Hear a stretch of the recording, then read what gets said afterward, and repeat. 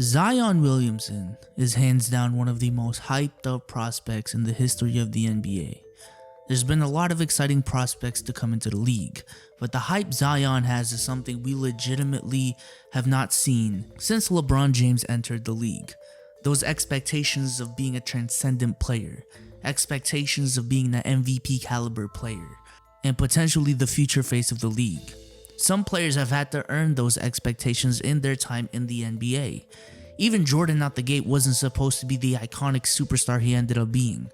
Kobe being the face of the league wasn't something that was expected from him out of the gate.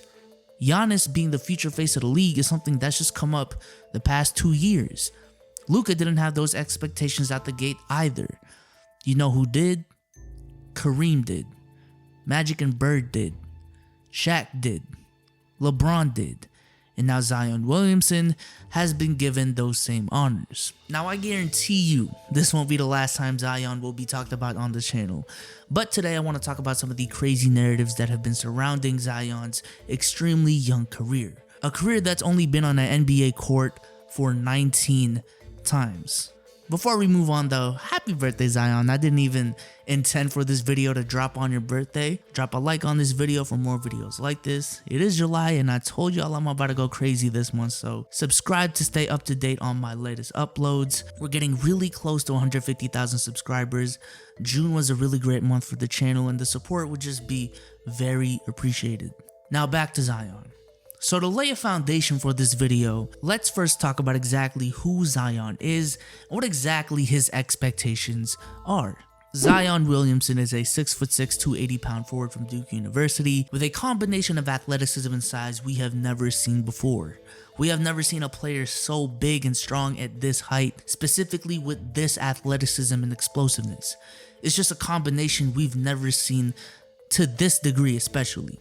The closest we've seen was Charles Barkley in the 80s and 90s, when as a 6'6" power forward, the man was considered one of the best rebounders in the league, while also being one of the best offensive players in the league, and at his peak he was a MVP caliber player. But going back to Zion, let's go ahead and take a quick look at his high school career.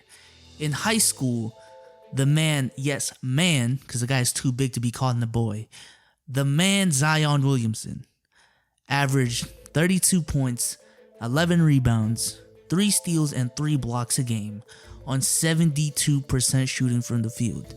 And in his senior year, he averaged 36 points, 11 rebounds, 4 assists, 3 steals, and 2 blocks in 23 minutes of play, the lowest of his high school career.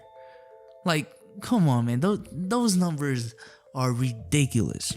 And then he'd continue on to Duke to put on one of the most impressive one-and-done seasons in history, putting up 23 points, 9 rebounds, 2 steals, and 2 blocks on 68% shooting from the field in 30 minutes of play.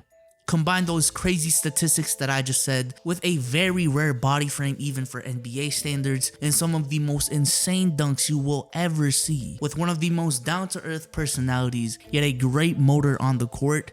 There was no surprise that when he came into the league, he was and still is touted as the next big thing. And while he missed a couple of months due to an injury early in the season, he had one of the most electrifying rookie debuts in history and averaged 24 points and 7 rebounds on 60% from the field in his first 19 games in the league. So far in his young career, Zion Williamson has produced at an extremely high level, and Zion has earned the hype and the praise that he gets. But with that praise comes expectations. Because while yes, it isn't fair to these players that they are compared to all-time greats as 20-year-olds, fans do have a right to set a level of expectations for these players.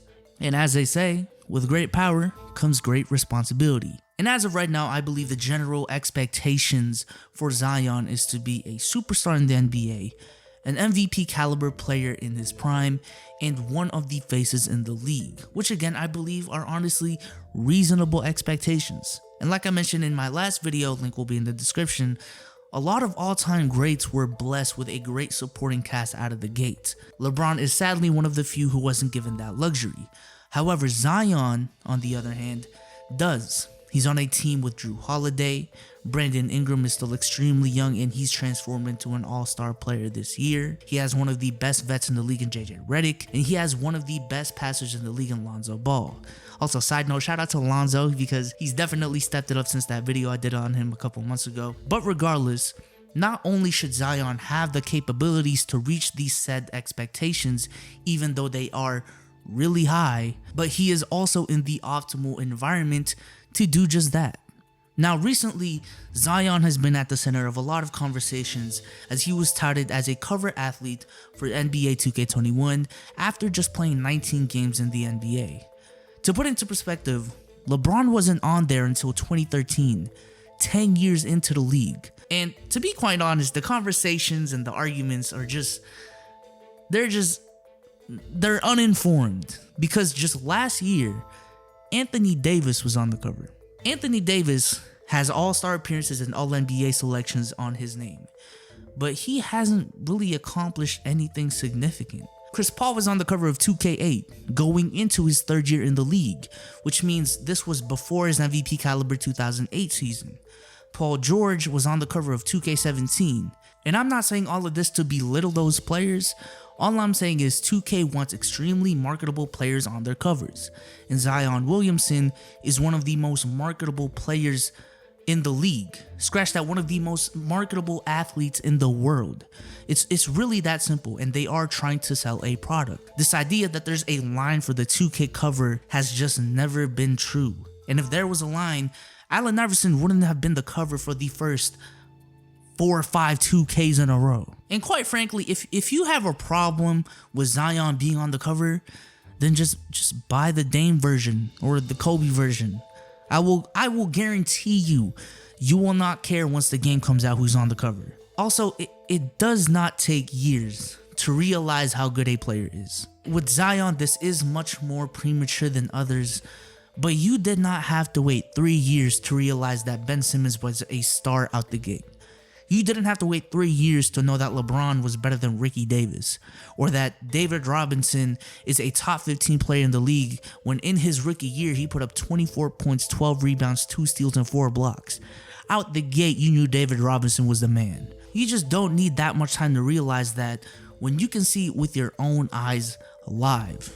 Zion being on the 2K cover is not something that 2K shouldn't have done or something that should be frowned upon, but it is telling of exactly what the expectations are for Zion and how big of a star he already is. And I asked this on Twitter last week, and I'll ask it again because although I do lean towards one side of the argument, I do see the argument for the other side. While I am rooting heavy for Zion, please, I am emphasizing that I am a Zion fan. I love the guy and I have confidence in him that he will fulfill the high expectations that we have, or at least come close to it. I do want to ask you guys this question. What exactly qualifies as a NBA bust? Because 19 games into Zion's career, Zion is expected to be a superstar. Zion is already a 2K cover athlete, and if we're being honest, most people don't have a problem with it because it's understandable. He's just that big of a star for a reason, and he's already being marketed extremely aggressively by the league, to the point where a lot of people have actually made the claims that the Orlando bubble format is deliberately made to get the Pelicans into the playoffs because the NBA wants Zion in the playoffs. But let's just say again, hypothetically, keyword hypothetically, I'm gonna say that one more time for the people in the back, hypothetically. Let's just say hypothetically Zion for his career is a fringe all-star. A player that, let's just say, puts up 18 to 20 points and 7 rebounds for his career, but never becomes that transcendent player, never becomes an MVP caliber player and the phenom that we all thought he could be. Even though the man is still averaging 18 and 7 a game for a majority of his career, which are very solid numbers. Considering Zion's expectations, which were, again, reasonable, given the hype that he had and the talent that he had coming into the league, would you consider him a bust if he had that type of career? If that's a little too extreme because we are looking into the future, let's look retrospectively. Look at LeBron. We all know how good LeBron is and what he ended up being. One of the most striking features of his career is the fact that he had such high expectations and has, if anything, exceeded them every step of the way. But my question is, what if LeBron coming into the league still had the same hype, but just became a 17 to 18 point per game scorer his whole career. Never became an MVP, never became a champion, but 17 to 18 point per game scorer. That's not a scrub per se, but definitely not the superstar that we know him today. Would you consider that a bust? Let me know in the comment section. But that's just kind of a side tangent I wanted to go on, and a question I really wanted to ask you guys. But let's go back to the LeBron Zion comparisons, because we really got to stop them, because they make no sense. There are only 3 things that Zion and LeBron have in common. 1 is the height that they have, 2 is their dunking ability, and 3 is that they're a forward. That's literally it. LeBron James coming out the gate was a much better ball handler and known for his passing abilities. LeBron was a much more versatile scorer and shot creator. Zion Williamson, on the other hand, is not nearly the shot creator LeBron is from the perimeter, not nearly the same passer. Like, LeBron would be the one to run the pick and roll and be the ball handler, and Zion would be the one to set the pick and roll to the rim. Like, the comparisons just don't make sense. So please stop calling Zion the next LeBron, because they're really not similar. Same thing with Ben Simmons. They're not really similar as well. However, the one thing I do see with Zion that is similar to LeBron, and it's honestly not just with LeBron, but any of the all-time greats, is how much the goalpost is already moving. Because when it comes to all-time greats, there's always a vocal crowd that never thinks that that player is that good for one reason or another. Whether it be they're being in denial, hold their own legends to a higher pedestal, don't believe the hype, whatever it is, there's always that crowd. And with Zion, the first knock on him was his weak high school competition. Zion was in a weak league. He's really not that good.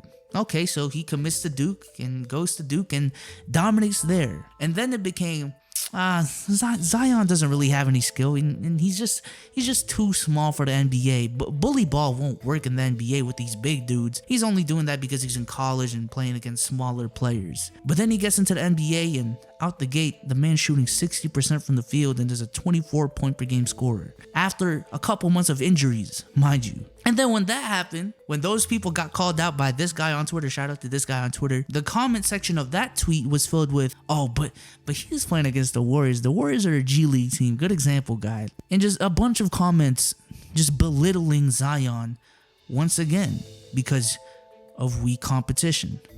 But what about the 31 he dropped on Portland? Okay, Bezos, but that's a bad defensive team. What about the 32 he dropped on OKC? What about the 25 he dropped on Portland again? What about the 29 he dropped on the Lakers? Followed by 2 games later, 35 points on 75% shooting on the Lakers again. And now it seems like the goalpost is now that he hasn't done it for a long period of time. And I'm honestly just waiting to see what the next narrative is for Zion. Because I think this characteristic of the narrative goalpost being moved up and up and up is a sign that a player is on his way to being a superstar. And the truth is, Zion Williamson is a stud.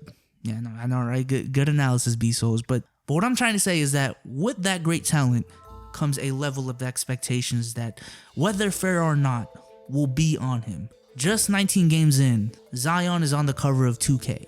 Just 19 games in, Zion has a 7-year deal with Jordan Brand. Just 19 games in, Zion has hype that we see only once, maybe twice in a generation. And the truth is, while all of it seems premature, the hype is warranted.